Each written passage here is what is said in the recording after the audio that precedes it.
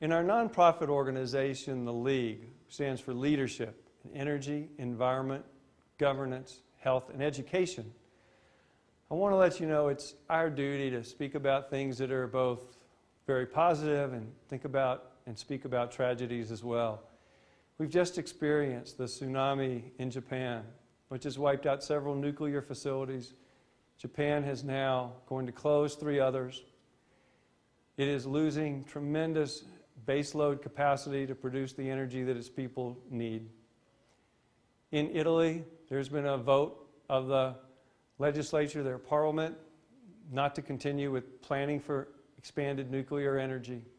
Japan just recently has said it will not go forward with its plan for 14 nuclear power plants. And the 8 nuclear power plants in the United States that were planned and people were considering for between now and the year 2020 to 2025, we're probably down to 2. What can we learn? What will positive, if anything, come out of this situation?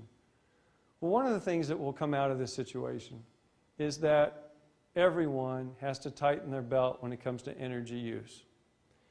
Our ability and plans and thoughts that nuclear energy was going to be there for the future, it will certainly be there for the future. And I'm sure that nuclear energy will be made safer and safer, and these 1 in 1,000-year events like the tsunami won't harm us always.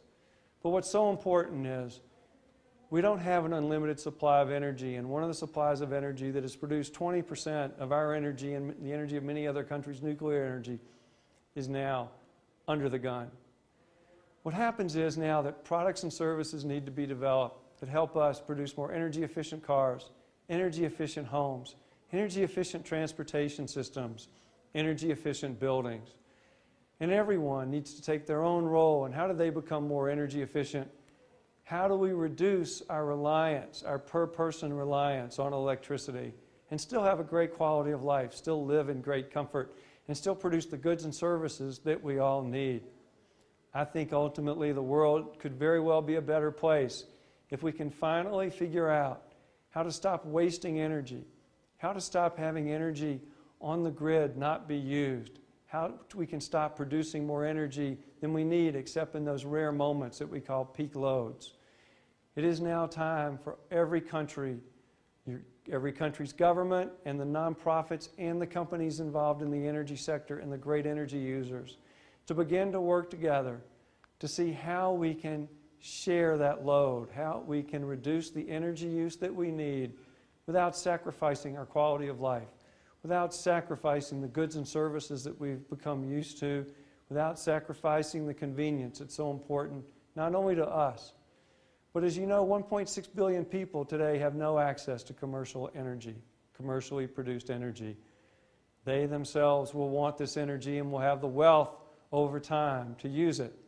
We need to find new ways, whether they're renewables or in addition to our energy efficiency, to build a balanced portfolio in energy so that we can live the life that we want, have the quality of life and the standard of living that we want and we expect, and be able to use our energy much more efficiently and be able to produce it without the kinds of risks that we have had with the tsunami in Japan and the environmental challenges that are caused by many of the fuels. So I urge all of us, that's one of our jobs in leadership at the League, is to work toward more resilient engineering, toward better practices that can give us, frankly, more bang for the buck when it comes for energy production and energy use in the world. Thank you.